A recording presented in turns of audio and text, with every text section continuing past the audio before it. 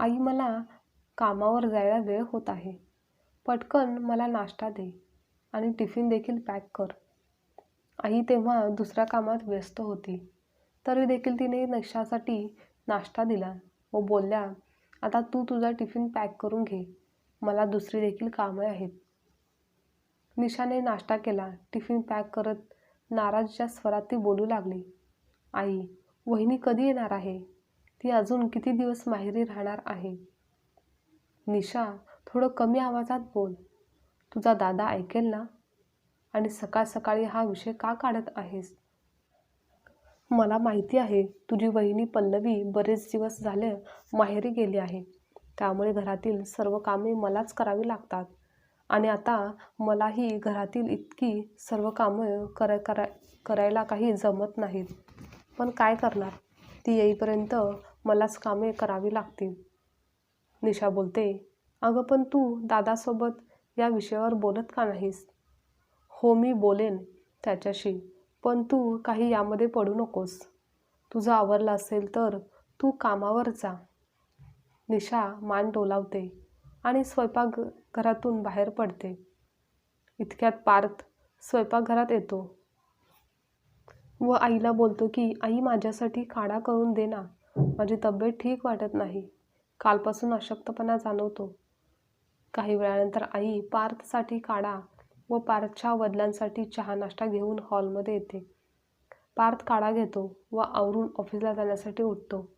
तेवढ्यात आई बोलते, पार्थ, पल्लवी कधी येणार आहे माहेरातून?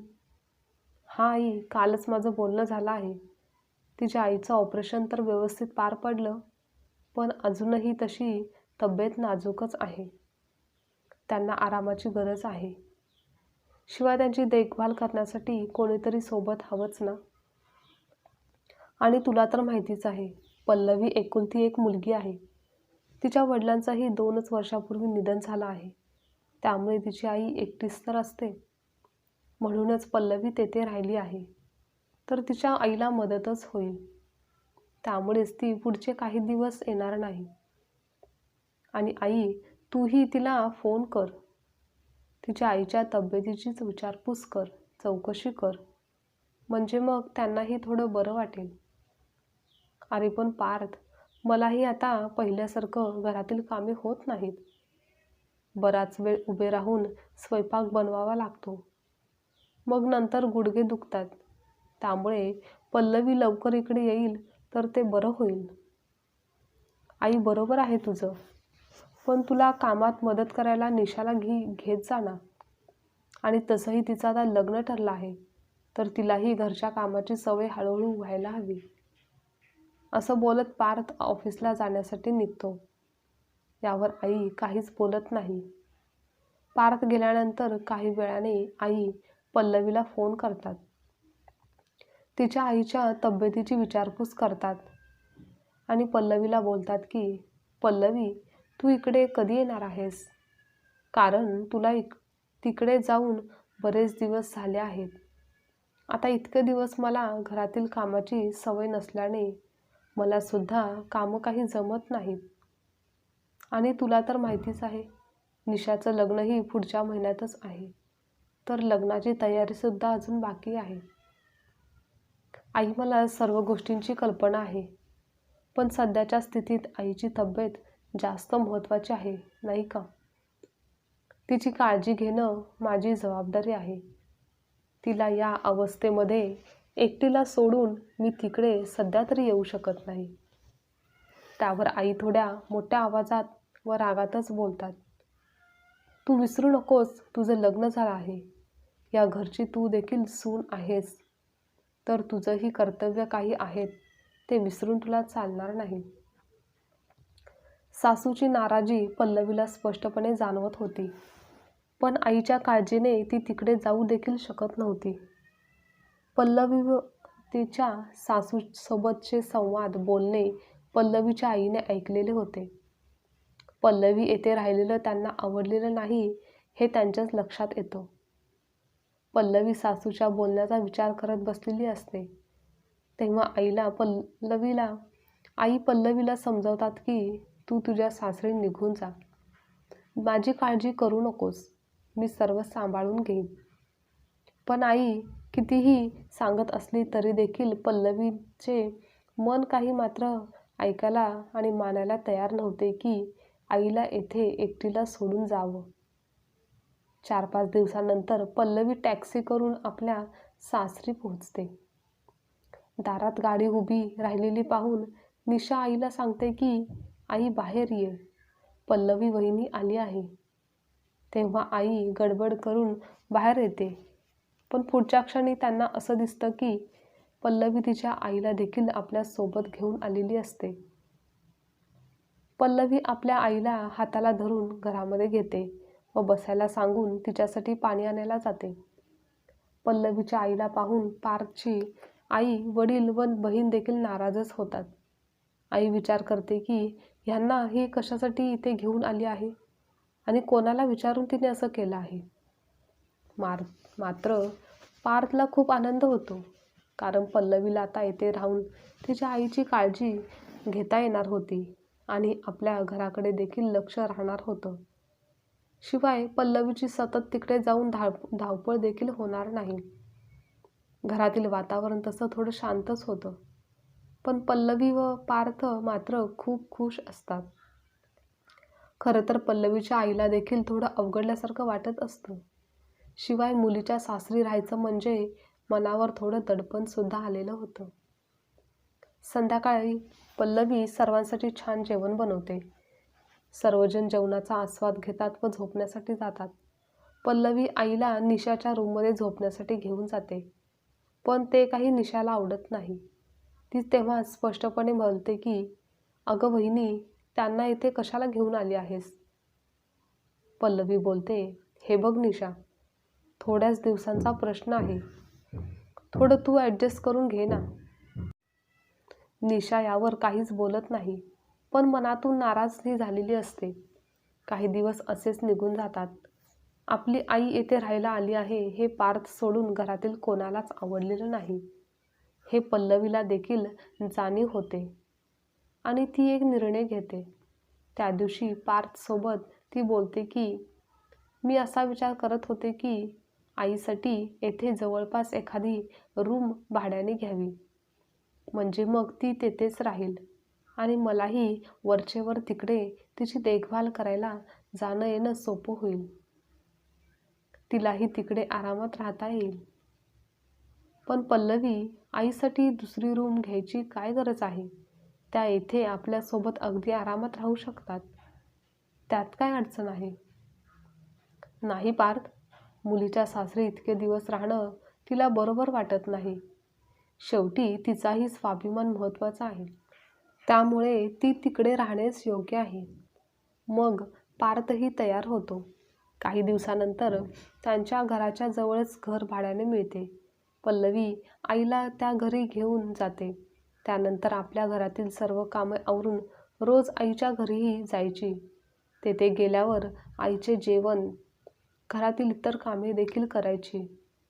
आईजवळ काही वेळ गप्पा मारत बसायची. घर जवळ असल्याकारणाने पल्लवीला आईची देखभाल करणे सोपं जात होतं. पण पल्लवीला असं रोज रोज तिकडे जाणे पल्लवीच्या सासूला काही आवडत नव्हतं. त्यामुळेच त्या एके दिवशी पल्लवीला बोलतात, तू असं किती दिवस तिकडं ये-जा करणार आहेस? त्यापेक्षा तेथील सर्व कामासाठी एक बाई ठेव. तसेच तुझ्या बाबांची पेन्शन आणि त्या घरचं रूम भाडं येतंच की. हो आई, पण जसं मी काळजी घेईन तसं दुसरं कोणी घेणार नाही आणि सर्व गोष्टी पैशात मोजता येत नाहीत.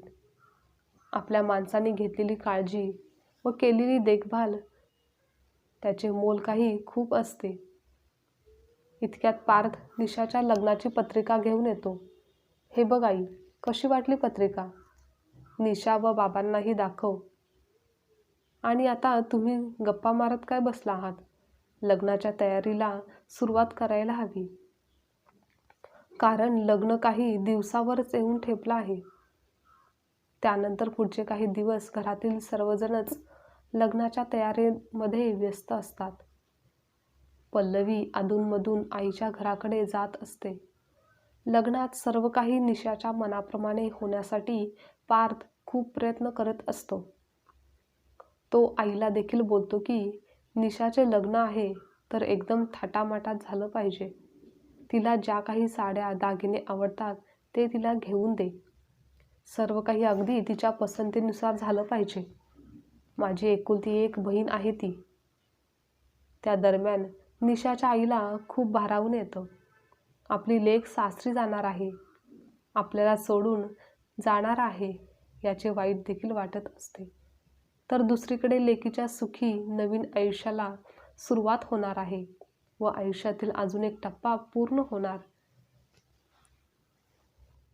लग्नाचा दिवस येतो. ठरल्याप्रमाणे निशाचे लग्न अगदी छान थाटामाटात छान पार पडतं.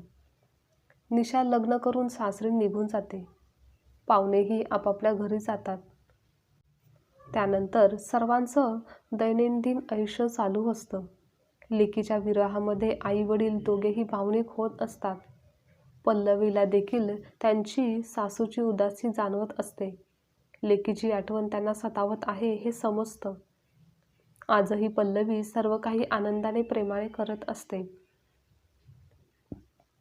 एके दिवशी पल्लवी स्वयंपाकघरात काम करत असताना हॉलमध्ये काहीतरी पडल्याचा आवाज येतो. त्यामुळे पल्लवी धावतच हॉलमध्ये पोहोचते. तर सासू चक्कर येऊन पडलेले असतात. ते पाहून पल्लवी पटकन सासूला आवाज देत त्यांना उठवण्याचा प्रयत्न करत असते. पल्लवीचा आवाज ऐकून पार्थ रूममधून धावतच येतो व आईला सोफ्यावर झोपवून डॉक्टरांना पटकन फोन करतो. नंतर डॉक्टर येऊन सर्व तपासणी करतात. तेव्हा ते सांगतात की त्यांना मानसिक ताण आलेला आहे. त्यांनी मानसिक ताण घेतलेला आहे. त्यामुळेच त्यांची तब्येत अशी बिघडलेली आहे. त्यामुळे त्यांची काळजी घ्या असं सांगून डॉक्टर निघून जातात. दुसऱ्या दिवशी आई पार्थला निशाला सासरतून घेऊन येण्यास सांगतात. अगं पण आई, निशाचे लग्न होऊन काहीच दिवस झाले आहेत आणि जर तू तिला इकडे बोलावत असशील तर ते योग्य आहे का? त्यापेक्षा तुझी तब्येत ठीक झाल्यानंतर आपण तिला भेटायला जाऊ. पण पार्थचे काही आई ऐकायलाच तयार होत नाही. त्या सांगतात की जर माझी लेक आली तर मला मात्र लगेच बरं वाटेल, असं त्या सतत नेहमी बोलत असतात. शेवटी पार्थ निशाला तिच्या सासरातून घेऊन येतो. तेव्हा पार्थची आई खूप खुश होते. निशाला घट्ट मिठी मारते. मायलेकी दोघेही एकमेकांसोबत वेळ घालवतात. 4-5 दिवस झाल्यानंतर निशाच्या सासूचा निशाला फोन येतो की लवकर आपल्या घरी ये. आणि मग निशा दुसऱ्या दिवशी सासरी जाते. निशा गेल्यानंतर पार्थच्या आईला अजूनही लेकीची आठवण येतच असते. आपल्या आजारपणात लेक आपल्या सोबत असणं आणि तिच्याकडून आपली काळजी घेणं हे किती भावनिक आहे याची जाणीव होते. त्यावरूनच त्यांच्या लक्षात येतं की पल्लवीसुद्धा इतके दिवस आपल्या माहेरी जाण्यासाठी व आईची काळजी घेण्यासाठी किती धडपडत होती. खरंच लेकीची जागा कोणीच घेऊ शकत नाही या सत्याची जाणीव होते. एक लेक घरात असणं किती आवश्यक आहे हे लक्षात येतं. म्हणूनच त्यांनी आता यापुढे पल्लवीला माहेरी जाण्यापासून थांबवलं नाही. तिचा लेकीचा हक्क, अधिकार व जबाबदाऱ्या पार पाडण्यास तिला सहकार्य केलं. आजची कथा तुम्हाला आवडल्यास लाईक, शेअर, कमेंट करा आणि चॅनलवर नवीन असाल तर चॅनलला सबस्क्राईबसुद्धा नक्की करा.